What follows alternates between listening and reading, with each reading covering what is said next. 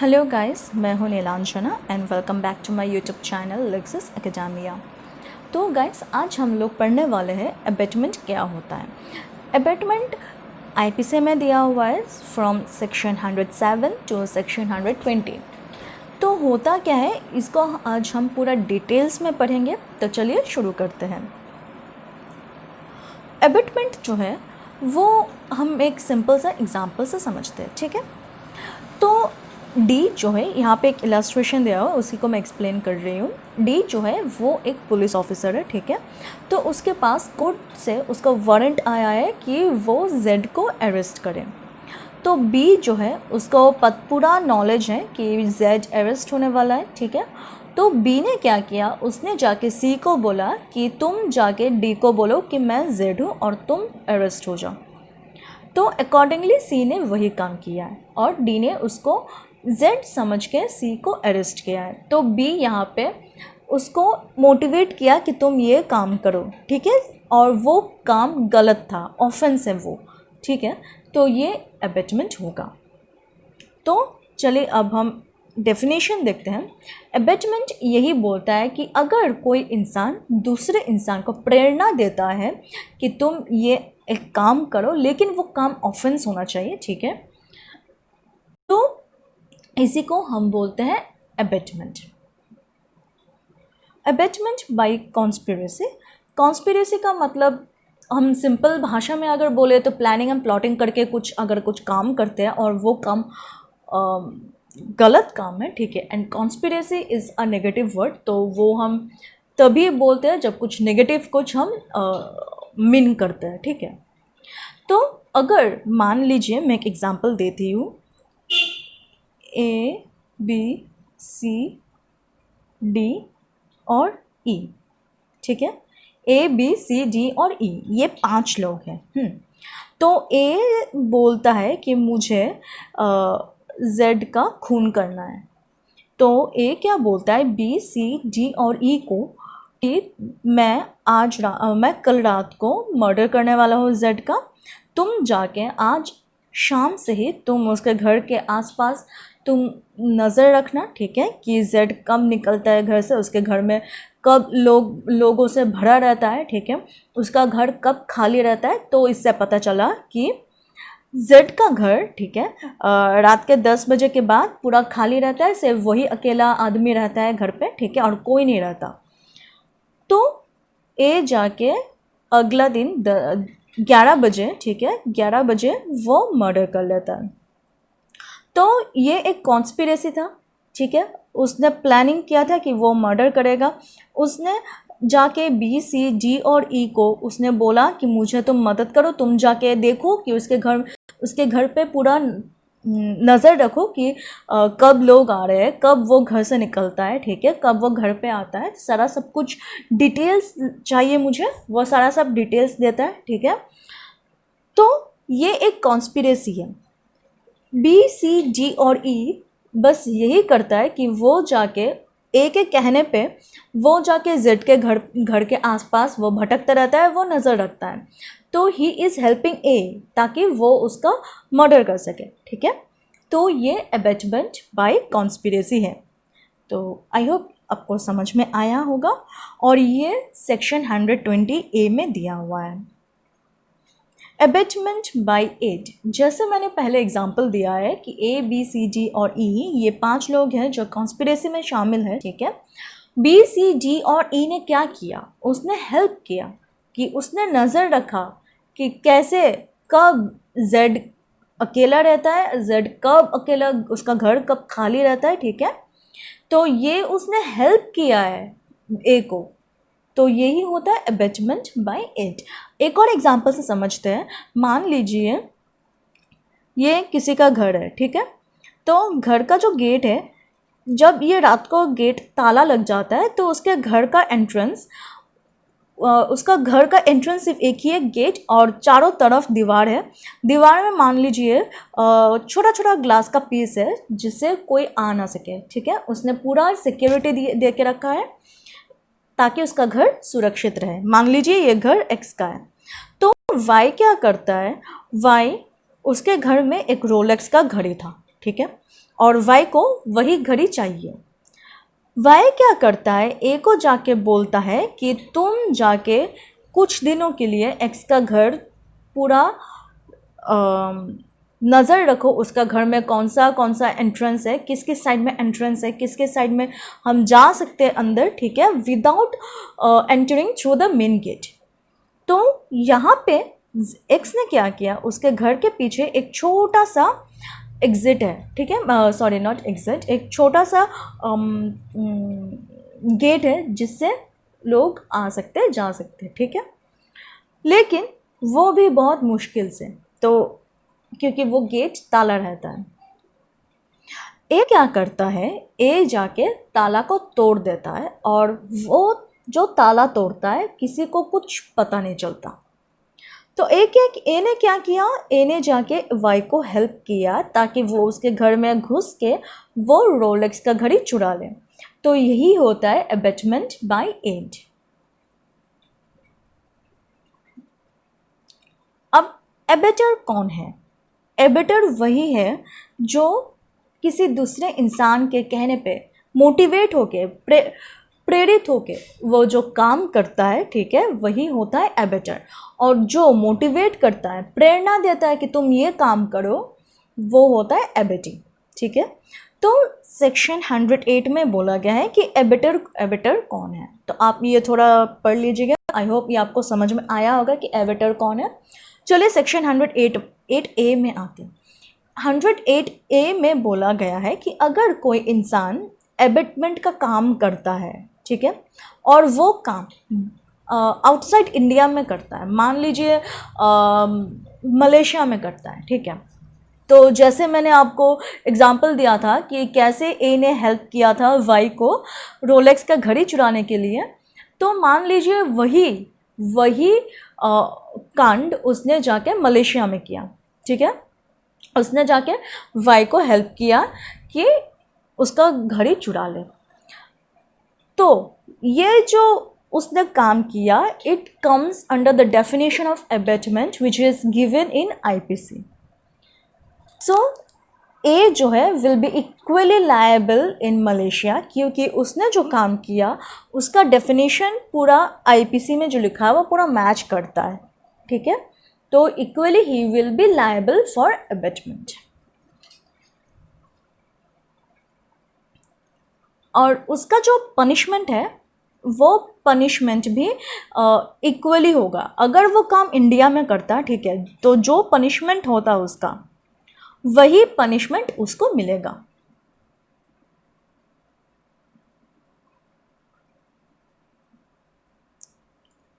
तो सेक्शन 109 जो है वो क्या बोलता है, चलिए देखते हैं। सेक्शन 109 यही बोलता है कि अगर कोई काम अबेटमेंट, अगर किसी इंसान ने उसको प्रेरित किया है कुछ काम करने के लिए, लेकिन वो जो ऑफेंस किया है उसने, ठीक है, अगर उस ऑफेंस के लिए अबेटमेंट का जो पनिशमेंट है वो अगर आईपीसी में डिफाइन नहीं किया, नॉट डिफाइन, सॉरी, अगर आईपीसी में दिया नहीं हुआ कि उसका जो पनिशमेंट होगा कितना होगा, क्या होगा, तो तब क्या होगा,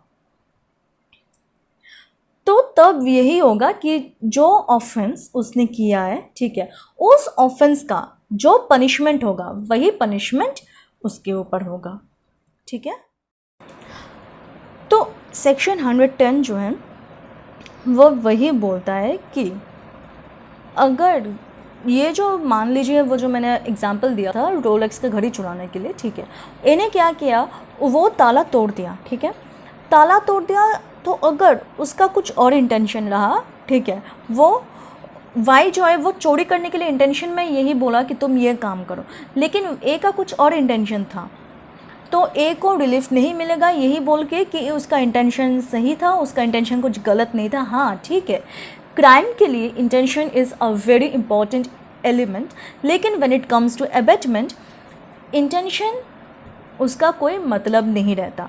तुमने इसको ए ने वाई को हेल्प किया है चोरी करने के लिए, ठीक है, तो वाई को जो सज़ा मिलेगा सेम सज़ा ए को भी मिलेगा। ये बोल के उसको छोड़ा नहीं जाएगा क्योंकि उसका इंटेंशन डिफरेंट था, उसका इंटेंशन सही था, गलत नहीं था। सेक्शन 111 क्या बोलता है? सेक्शन 111 यही बोलता है कि अगर कोई काम, ठीक है, वाई ने जो ए को मोटिवेट किया कि मुझे हेल्प करो, ठीक है, तो अगर वो जो चोरी करने वाला था वो अगर चोरी नहीं कर पाया तो तब क्या होगा? तब वही होगा, ठीक है, उसने क्या किया था, उसने मोटिवेट किया था कि तुम मुझे हेल्प करो, मुझे उसके घर जाके उसके घर में घुस के मुझे वो घड़ी चोरी करना है।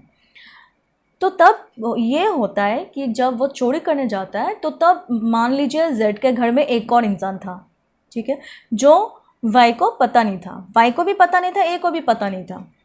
वो जाग गया तो उसको पता चल गया कि चोर आया घर पे, तो यही देख के वाई और ए दोनों भाग गया। तो क्या हुआ? चोरी तो नहीं हो पाया। तो तब क्या होगा? तब चोरी करने के लिए मान लीजिए अगर 3 साल का ही सज़ा है, मान लीजिए फॉर एग्जांपल 3 साल का सज़ा है, तो वही सज़ा उसको मिलेगा, ठीक है। मतलब चोरी नहीं हो पाया लेकिन फिर भी उसको चोरी का ही सज़ा मिलेगा क्योंकि वो लोग ये करने वाला था, कुछ और हो गया, मतलब वो कर ही नहीं पाया, ठीक है। तो यहाँ पे एक इलस्ट्रेशन है, ठीक है, इसमें क्या बोलता है, ए जो है एक बच्चे को बोलता है कि तुम पॉइज़न दो जेड के खाने में। तो बच्चा क्या करता है, जेड के प्लेट में वो पॉइज़न डाल देता है, लेकिन वो जो प्लेट है जेड नहीं खाता, वो खा लेता है वाई, और इसी वजह से वाई मर जाता है। तो इसमें क्या होगा? इसमें यही होगा कि वाई का जो डेथ हुआ, ठीक है, वो उसका वाई का डेथ हो गया, वो गलती से हो गया था, लेकिन उसका इंटेंशन क्या था? जेड को मारने का। तो ये जो मर्डर का जो पनिशमेंट है, ठीक है, वो ए के ऊपर ही आएगा, ए को वही सज़ा मिलेगा क्योंकि उसका इंटेंशन क्या था? जेड को मारने का, लेकिन वाई मर गया अनफॉर्चुनेटली। तो इसीलिए ये सेक्शन यही बोलता है। I hope you are clear with it. Section 112 जो है वो एक्सटेंशन है सेक्शन 111 का। ये वही बोलता है जैसे मैंने एग्जांपल दिया था, वो चोरी नहीं कर पाया, ठीक है, तो वही चीज़ बोला है कि अगर वो जो उसको मोटिवेट किया, ठीक है, ए को, और उसी मोटिवेशन से उसने ऐसा काम किया है कि उसने ताला तोड़ दिया, ठीक है, तो ताला तोड़ के आराम से वाई उसके घर घुस के वो चाबी नहीं, सॉरी, वो रोलेक्स का घड़ी चोरी कर सकता है। तो ये प्रोबेबिलिटी था कि वो चोरी कर पाता, लेकिन वो होता नहीं है। तो तब क्या होगा? तब वही होगा कि अगर वो काम कर भी लेता, अगर वो सक्सेसफुल भी हो भी जाता चोरी करने में, तो तब जो पनिशमेंट उसके ऊपर आता, वो उसको जो सज़ा मिलता, वही सज़ा उसको मिलेगा। ये सेक्शन 112 में बोला गया है, जो मैंने पहले स्लाइड में समझाया था आप लोगों को। सेक्शन 13 क्या बोलता है? चलिए इसको हम एग्जाम्पल से समझते हैं ताकि वो बहुत ज़्यादा इजी हो जाएगा आप लोग को समझने के लिए।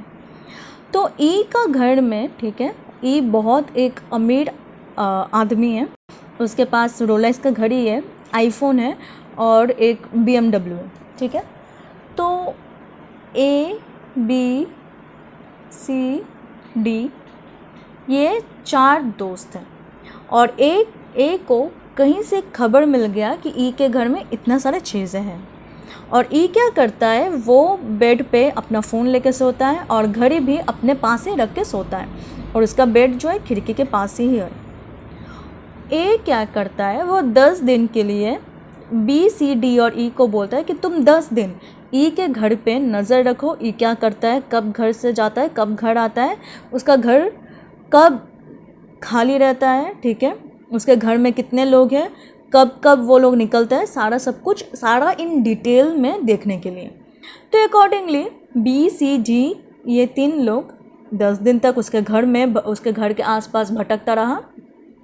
सारा डिटेल्स उसने निकाल लिया कि ई क्या करता है, कब जाता है, उसके घर वाले कब जाता है, घर वाले कब आता है घर वापस, उसके घर में कौन कौन है कौन नहीं, सारा डिटेल्स उसको पता चल गया, ठीक है।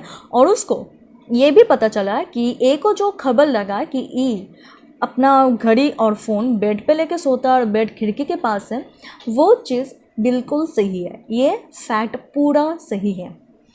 ए क्या करता है, ए को एक अंदाज़ा था कि हो सकता है अगर मैं उसके घर में जब डकैती करने जाऊं, मान लीजिए साथ में डकैती के लिए तो 5 लोग होना चाहिए, मान लीजिए एफ भी था, ठीक है। तो डकैती करने के लिए हो सकता है उसके घर वाले को किसी का मर्डर करना पड़े, ठीक है, वरना वो नहीं कर पाएगा। तो ए क्या करता है, वो एक चाकू लेके जाता है, ठीक है, लेकिन उसका कोई इरादा नहीं था कि वो मारे, लेकिन फिर भी उसने रखा।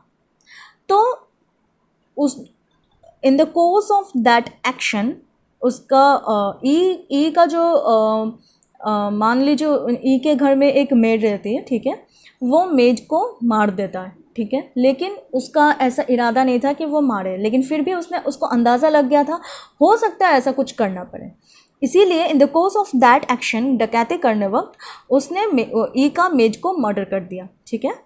तो तब क्या होगा, तब यही होगा कि उसने जो मर्डर किया, ठीक है, उसका ही सज़ा पूरा ए बी सी डी और एफ को मिलेगा।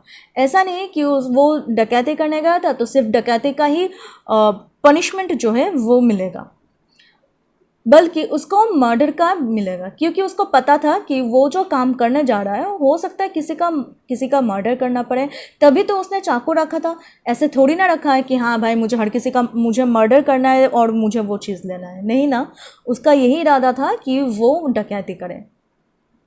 तो इसीलिए ही will be liable for murder. तो इसमें बोला गया है कि सेक्शन 114 में ये जो हमने एग्जाम्पल देखा था कि वाई ने ए को इंस्टिगेट किया था, मतलब मोटिवेट किया था कि वो गेट का ताला खोल दे ताकि वाई उसके घर में घुस के घड़ी चोरी कर सकता है। तो उस टाइम चोरी करते वक्त अगर ए उस इंसिडेंट में शामिल नहीं होता, लेकिन वो ताला तोड़ देता है, ताला तोड़ के वो अपना घर वापस चला जाता है और वाई अपना काम करता है, तो ए भी इक्वली लायबल होगा जितना वाई लायबल होगा।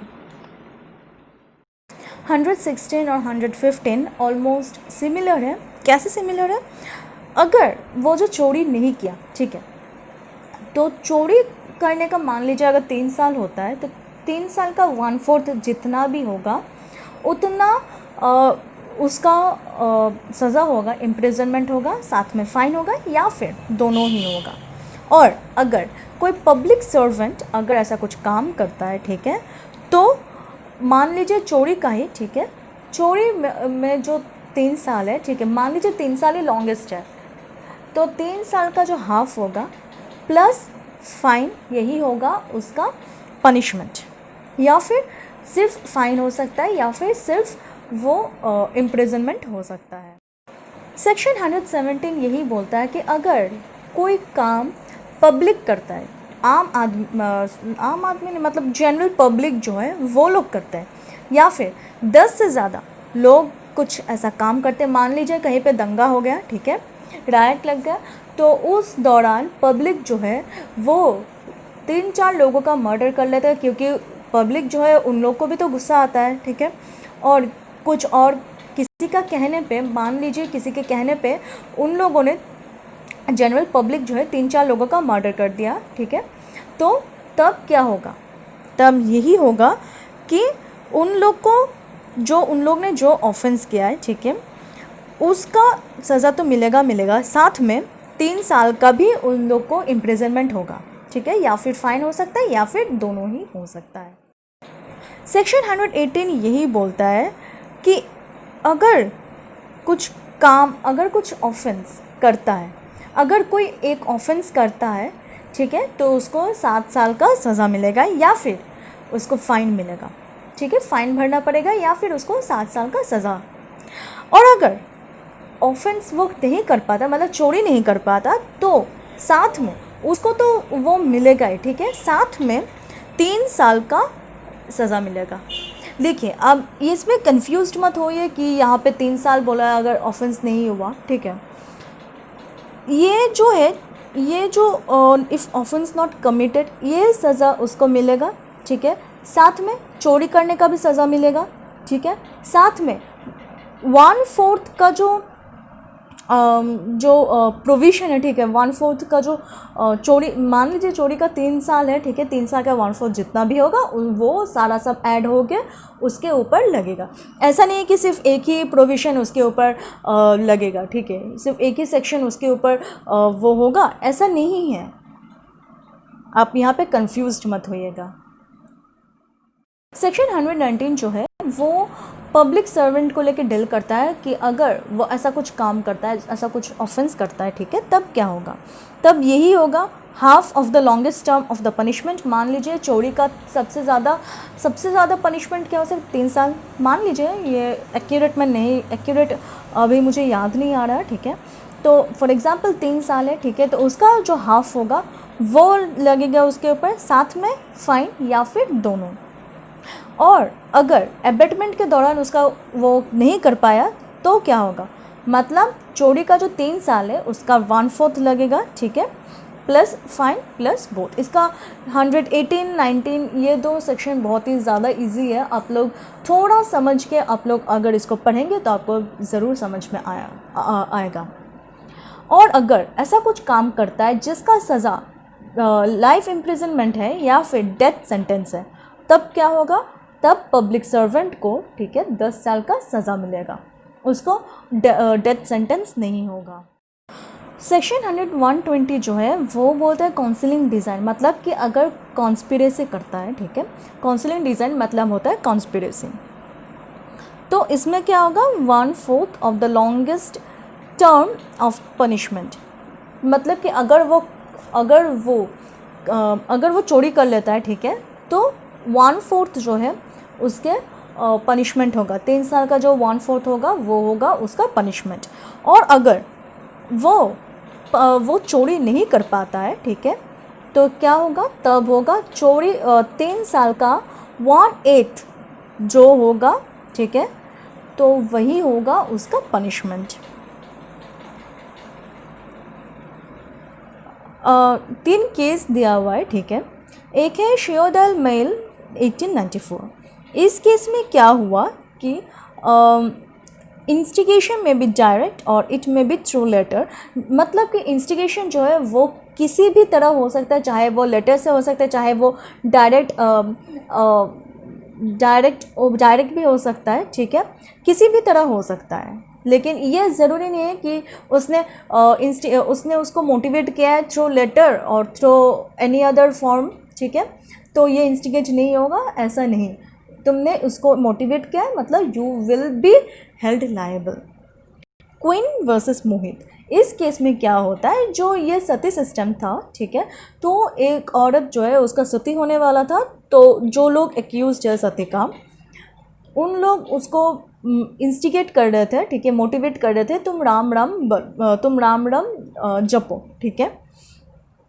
तो इसमें क्या हुआ, तो उसमें जो एक्यूज्ड था उसने as they were held liable, तो जो वन ऑफ दोज एक्यूज्ड उन्होंने बोला कि हाँ हम लोगों ने उसको इंस्टिगेट किया है, तुम राम राम बोलो ताकि तुम्हारा अंतिम संस्कार हो जाए एक ही साथ, ठीक है। So they were held guilty of abetment. Pandala Venkataswami, इस केस में क्या हुआ, इस केस में एक इंसान जो है दूसरों लोगों के सहारे एक फॉल्स डॉक्यूमेंट बनाया, ठीक है, स्टाम्प पेपर भी उसने ख़रीदा, पूरा एक ओरिजिनल डॉक्यूमेंट की तरह बनाया, ठीक है, और उसमें जो भी उसने इन्फॉर्मेशन दिया सारा सब कुछ फॉल्स था। तो उसने दूसरों लोगों के कहने पे ऐसा किया, तो क्या हुआ, इसमें यही हुआ कि ये फोर्जरी का काम किया उसने with the help of by being motivated by others. As a result they were held liable. तो आई होप आज का वीडियो आप लोगों को अच्छा लगा। अगर अच्छा लगा तो इसको लाइक ज़रूर कर देना, शेयर ज़रूर करना, अगर मेरे चैनल में नए हो सब्सक्राइब ज़रूर कर देना, बेल आइकन को ज़रूर दबाना। तब तक के लिए thank you and goodbye. Section 120 जो है वो बोलता है काउंसलिंग डिज़ाइन, मतलब कि अगर कॉन्स्पिरेसी करता है, ठीक है, काउंसलिंग डिज़ाइन मतलब होता है कॉन्स्पिरेसी। तो इसमें क्या होगा, 1/4 of the longest term of punishment, मतलब कि अगर वो चोरी कर लेता है, ठीक है, तो 1/4 जो है उसके पनिशमेंट होगा, 3 साल का जो 1/4 होगा वो होगा उसका पनिशमेंट। और अगर वो चोरी नहीं कर पाता है, ठीक है, तो क्या होगा, तब होगा चोरी 3 साल का 1/8 जो होगा, ठीक है, तो वही होगा उसका पनिशमेंट। 3 केस दिया हुआ है, ठीक है। एक है शियोदल मेल 1894। इस केस में क्या हुआ कि इंस्टिगेशन में डायरेक्ट और इट में भी थ्रू लेटर, मतलब कि इंस्टिगेशन जो है वो किसी भी तरह हो सकता है, चाहे वो लेटर से हो सकता है, चाहे वो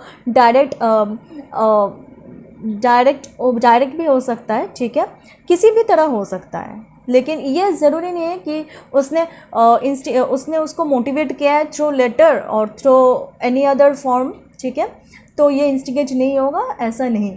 तुमने उसको मोटिवेट किया है मतलब you will be held liable. Queen versus Mohit, इस केस में क्या होता है, जो ये सती सिस्टम था, ठीक है, तो एक औरत जो है उसका सती होने वाला था, तो जो लोग एक्यूज है सती का, उन लोग उसको इंस्टिगेट कर रहे थे, ठीक है, मोटिवेट कर रहे थे, तुम राम राम जपो, ठीक है। तो इसमें क्या हुआ, तो उसमें जो एक्यूज था उसने as they were held liable, तो जो वन ऑफ दोज एक्यूज उन्होंने बोला कि हाँ हम लोगों ने उसको इंस्टिगेट किया है, तुम राम राम बोलो ताकि तुम्हारा अंतिम संस्कार हो जाए एक ही साथ, ठीक है। So they were held guilty of abetment. Pandala Venkataswami, इस केस में क्या हुआ, इस केस में एक इंसान जो है दूसरों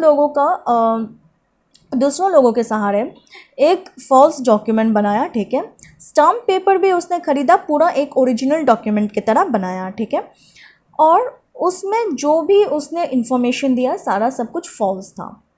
तो उसने दूसरों लोगों के कहने पे ऐसा किया, तो क्या हुआ, इसमें यही हुआ कि ये फोर्जरी का काम किया उसने with the help of by being motivated by others. As a result they were held liable. तो आई होप आज का वीडियो आप लोगों को अच्छा लगा। अगर अच्छा लगा तो इसको लाइक ज़रूर कर देना, शेयर ज़रूर करना, अगर मेरे चैनल में नए हो सब्सक्राइब ज़रूर कर देना, बेल आइकन को ज़रूर दबाना। तब तक के लिए thank you and good bye.